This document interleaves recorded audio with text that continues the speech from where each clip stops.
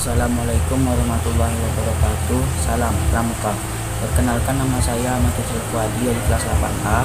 Di video kali ini saya akan menguji SKU poin pertama, yaitu tentang keagamaan. Yang pertama, dapat menjelaskan rukun iman dan rukun Islam. Iman menurut bahasa berarti membenarkan, sedangkan iman menurut istilah syariat maksudnya mengakui dengan lisan atau perkataan, membenarkan atau tasyidik dengan hati, dan mengamalkannya dengan anggota tubuh.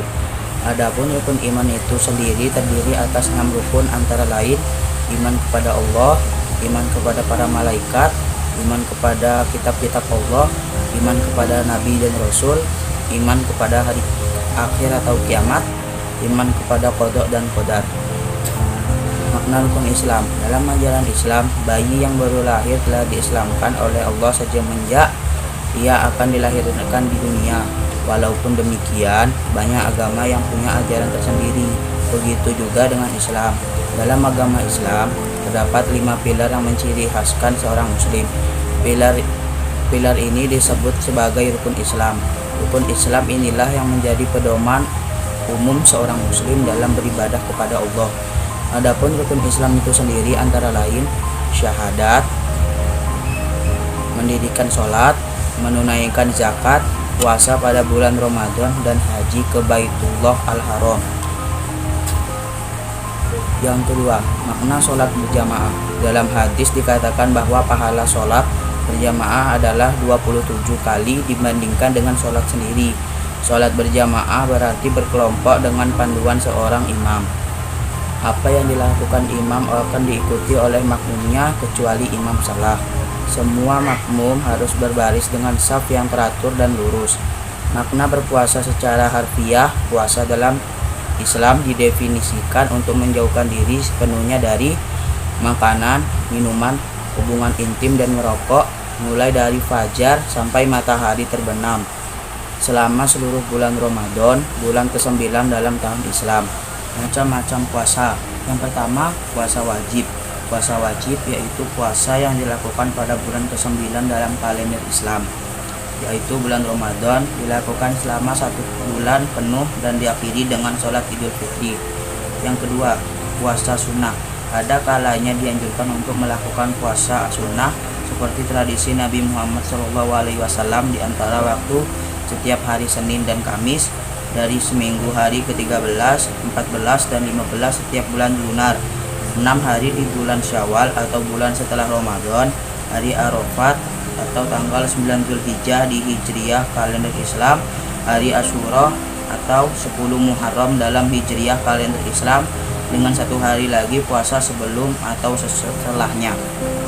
3. Puasa kafarat, yakni bayaran yang diberikan karena tidak mampu memberikan apa yang seharusnya dari hukum yang dilanggar dikarenakan lalai menjalankan kewajiban. Yang ketiga, tata cara merawat atau mengurus jenazah. Pengurus jenazah hendaknya adalah orang yang lebih mengetahui sunnahnya dengan tingkatan sebagai berikut. Yang pertama, jenazah laki-laki diurus oleh orang yang telah ditunjuk oleh si mayit sendiri sebelum wafatnya atau berdasarkan wasiatnya, kemudian bapaknya, lalu anak laki-lakinya, kemudian keluarga terdekat si mayit. Yang kedua, jenazah wanita diurus oleh orang yang telah ditunjuk oleh si mayit sendiri sebelum wafatnya berdasarkan wasiatnya, kemudian ibunya, kemudian anak wanitanya, kemudian keluarga terdekat si mayit. Yang ketiga, suami diperbolehkan mengurusi jenazah istrinya, begitu pula sebaliknya. Yang keempat, adapun jenazah anak yang belum balik dapat diurusi oleh kaum laki-laki atau perempuan karena tidak ada batasan aurat bagi mereka. Yang kelima, apabila seorang lelaki wafat di antara kaum wanita atau tanpa ada seorang lelaki muslim pun bersama mereka dan tanpa ada istrinya atau ibunya, demikian pula sebaliknya, maka cukup ditayamumkan saja. Yang keenam, seorang muslim tidak diperbolehkan mengurus jenazah orang kafir dalam surat At-Taubah. Yang keempat, doa ijab kabul zakat.